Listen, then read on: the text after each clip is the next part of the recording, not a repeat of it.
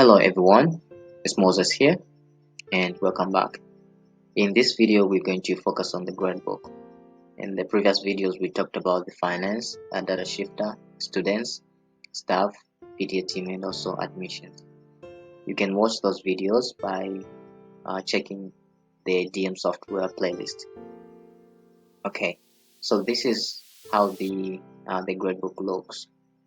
Alright, so the main function for this gradebook is to help you to keep the class activities, keep track of the class activities, the assignments that you give the students, and also the grades that you assign to them. Alright, so when you come over here, you'll be able to see the list of the teachers that are available in the system. Now I'm going to show you how to add teachers and also how to change the teachers that show up here. So for you to do that, you come on this tab which is labeled Other, then you come on this button which says Assign Classes. As you can see here, this is the list of all the teachers and the subjects that have been assigned to them. Now this list is a little bit repetitive because every teacher is going to show up in this manner as long as they have a different subject that is assigned to them. Okay, if you're teaching one subject, you're going to have just your name is going to appear once against that subjects that you've been assigned. But if you have several subjects, your name is going to appear like that, and it's going to be attached to subjects that have been assigned to you. Okay, now how do you add teachers to the system, to this? The way you do that is that you come here, and there are two ways you can add teachers.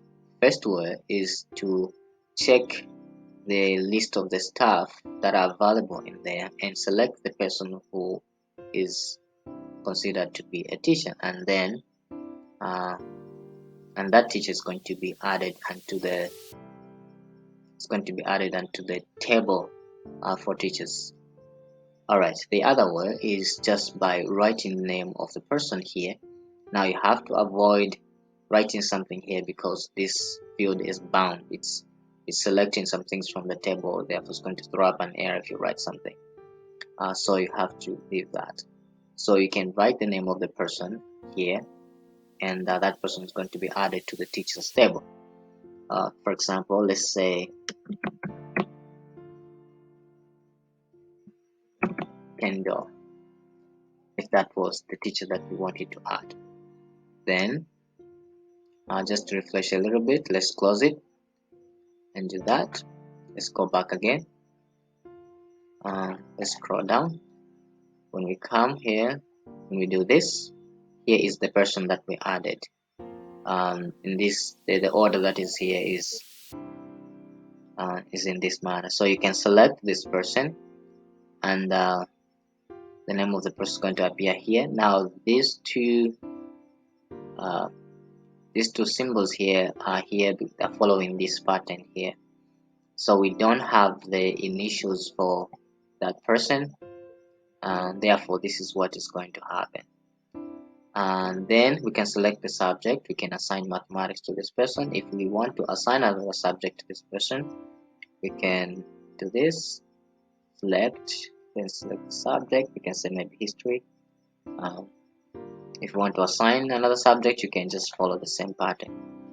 So when you close that, refresh a little bit, then you come over here, then you select this person. You realize that the subjects that we have assigned are going to show up here. Now this makes life a little bit easier because every teacher is going to have those subjects attached to their names. Okay, alright. Now how do you assign subjects to the system? Like, how do you add subjects to the system? So you click on that button over there which says add or edit subjects. As you can see, this one is a little bit different. It's not collecting anything from the table. This is the table that holds the subjects. So what you're going to do here, you're going to follow the instructions that are here.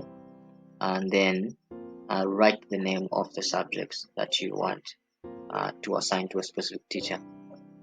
Okay, so as you can see here, the instructions are saying G1 stand for the grade, and then Eng stand for English, and also the final subjects code is going to be like this.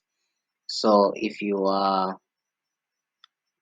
want to add the English for grade 2, what you're going to do is that we have already English for grade 2. Okay, we don't. So I'm going to say G2, but G2 stand for the grade, and then ENG will stand uh, for the subject, and then our final code is going to be G2A. Now the you can choose the symbols that you want to use for the subject, but it's very important that you have you follow this pattern, because the system easily identifies uh, codes like these ones. So where codes for grade 1, all of them have G1, and codes for grade 2, all of them are going to have G2. So it's easy for the system to navigate through all those kind of things. Okay, so that's why these instructions are important to follow.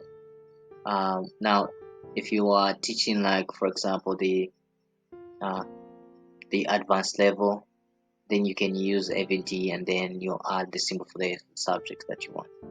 Alright, so here you can just say English. It doesn't matter. What is important is just the code that you assign to that. Okay, so once you're done, you can close. Let's see if we have that here. Okay, right here we have the subject that we added. So we can do that, because as you can see that the subject is added, has been assigned to a teacher. Alright, so when we come over here and select that teacher, you see that this subject is appearing here. Okay, now the reason why this space is here, because this person is here, but there's no subject that has been assigned. So um, this can be deleted, but I advise that you can leave it blank, or maybe you can select a different person to replace this person. Maybe this one, select another one, maybe that one, and then assign the subjects there so that things are just filled up.